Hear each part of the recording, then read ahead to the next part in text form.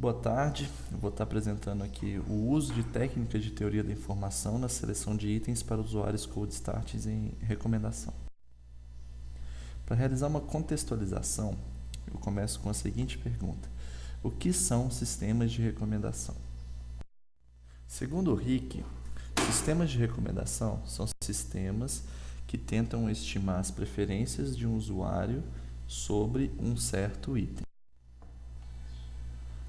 Mais formalmente, o problema de recomendação pode ser formalizado que, dado o conjunto U de todos os usuários, I de todos os itens e RU, o conjunto de itens a ser recomendados a um usuário U, então para cada usuário U de todos os usuários, a gente quer encontrar o conjunto de itens que maximizem a utilidade daquele usuário.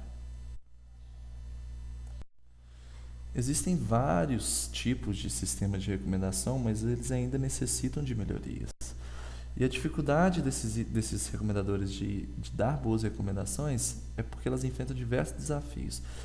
Qual dado utilizar, quais métricas utilizar para recomendar e falta de informação, que é o ponto primordial do nosso projeto aqui. Essa falta de informação nos leva a um problema conhecido como Cold Start. Cold Start existe duas dimensões, a dimensão do novo usuário e a dimensão do novo item. O novo usuário é quando o usuário ele acaba de entrar no sistema, então o sistema não possui nenhuma informação sobre as preferências dele. E o novo item é quando o item é adicionado à coleção e você não sabe nada sobre as preferências sobre aquele item. Nosso foco vai ser no problema do novo usuário. Projeto. Então, dado uma gama de itens que a gente tem geralmente no sistema de recomendação, como é muito amplo a diversidade, como a gente pode como a gente aprende efetivamente as preferências do usuário de forma que o sistema de recomendação passe a recomendar itens com acurácia? Uma estratégia comum utilizada, né, para aprender sobre a preferência do usuário é perguntar, né, para ele, mostrar um conjunto de itens quando ele está se registrando e perguntar para ele, pedir para ele avaliar esses itens da maneira que ele tenha preferência sobre eles. No entanto, a gente entra no problema de seleção de itens, que é o problema desse projeto. Então, quais itens que devem ser selecionados pelo sistema para mostrar para o usuário? Se eu mostrar para o usuário, pedir para ele avaliar se ele gosta de sorvete de baunilha, é uma coisa meio óbvia, provavelmente ele gosta, então a gente não tem nenhum ganho de informação. Se eu pedir para ele avaliar um item que ele não conhece, você também não vai ter nenhum feedback, porque ele não vai nem conhecer o item. E se eu pedir para ele avaliar 100 itens, ele vai ficar sobrecarregado, ele não vai querer entrar no sistema, vai evadir do sistema, não vai nem registrar.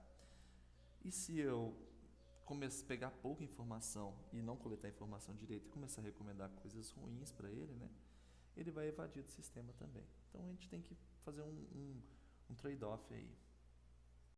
Então qual que é a intuição por trás disso tudo? De quais itens a ser selecionados?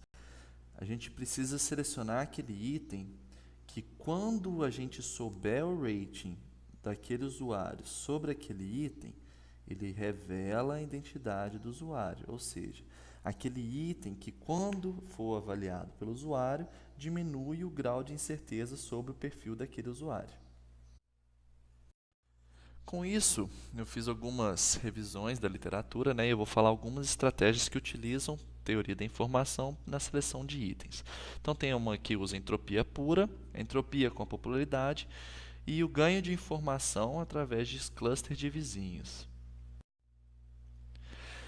Entropia pura usa o conceito de entropia para selecionar os itens a ser mostrados para o usuário. Então, o que ele faz? Ele pega, calcula a entropia e retorna de ordem decrescente, né, os itens com maior entropia, que ele vai ser mais informativo. A outra estratégia utilizada por um outro artigo é a frequência vezes a entropia, né, porque ele faz um balanceamento utilizando a frequência, a popularidade. E Information Gain, que utiliza de Decision Trees para ganhar informações sobre o usuário e representar essas informações ao longo do tempo. Então, a entropia pura, mais formalmente, ela, dado uma variável aleatória U representando a identidade dos usuários e um conjunto de todos os itens, e RI sendo uma variável aleatória mapeando os ratings de I em I, a quantidade de informação que um item vai dar é a quantidade de entropia deste item. Ou seja, a quantidade de informação que esse item vai me dar quando um usuário der um rating a ele é igual à quantidade da entropia deste item, que pode ser calculado dessa forma aqui. No entanto, o que acontece? Quando você usa apenas a entropia, você tem o problema de que a entropia por si só ela não é tão representativa. Porque pode ocorrer num exemplo que você tiver um item que foi avaliado por duas pessoas e ele avaliou o rating 1 e avaliou o rating 5. Então ele deu o rating opostos, extremos. A entropia daquele item é a entropia máxima. No entanto, apenas dois usuários deram rating para aquele item.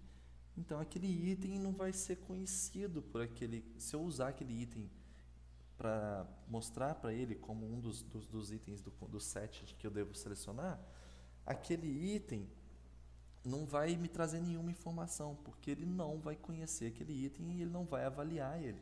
Então vai ser um desperdício. Então o problema da entropia sozinha é de apresentar lixo. Então a estratégia que ele utilizou com a popularidade é o seguinte: ele levando em conta a popularidade do item, ele garante que aquele item vai ser ao menos conhecido pelo usuário. Então ele pega um item que, apesar de ser popular, ele divide a opinião dos usuários. Ou seja, eu tenho um item que é muito popular, só que 50% odeia aquele item e 50% gosta muito daquele item. E isso me traz uma entropia alta também, porque eu vou ter um ganho de informação grande se eu já conseguir separar aqueles dois usuários em dois perfis diferentes, né? Dois lados diferentes. Então, o que ele faz? Ele faz uma multiplicação dessas duas estratégias e pega o log da popularidade, porque a popularidade está numa distribuição exponencial, e ele calcula a média harmônica dos dois. Então, para manter uma harmonia entre os dois, né? Quando um aumenta, o outro aumenta, quando um abaixa, o outro baixa. E a última estratégia que eu vou apresentar aqui é uma estratégia de information gain, né, que ele utiliza de decision tree.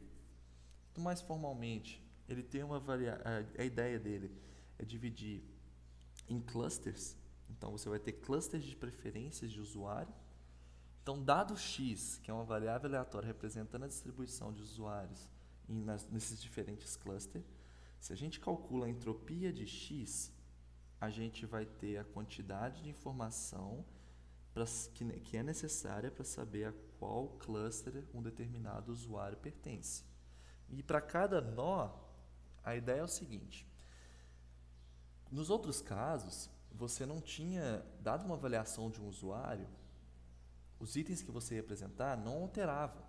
E isso não é verdade, porque já que você já tem conhecimento de alguma informação daquele perfil, daquele usuário, você tem que usar isso ao seu favor e na próxima página que você for mostrar itens, você mudar os itens a ser demonstrados para o usuário. E é isso que ele faz. Então, ele tem uma variável CI que mapeia o número de usuários que deu aquele rating para para aquele item, e ele calcula a média ponderada, né,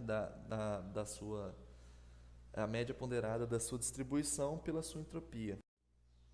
E aí, para você realizando a junção disso, você tem um information gain, que é ganhado quando você tem aquele item avaliado. Que é o que? Você tem a entropia que você necessita para descobrir qual item, a qual cluster aquele usuário pertence, e a partir daquele item, quanto de informação, né, foi reduzida, né, quanto de incerteza foi reduzida, né, em relação a qual o objetivo de encontrar qual cluster aquele usuário pertence. Então é basicamente isso. Qualquer coisa é só me procurar lá e me mandar um e-mail. E é isso aí. E aqui se encontra algumas referências, caso você tenha interesse de dar mais uma olhada. Obrigado.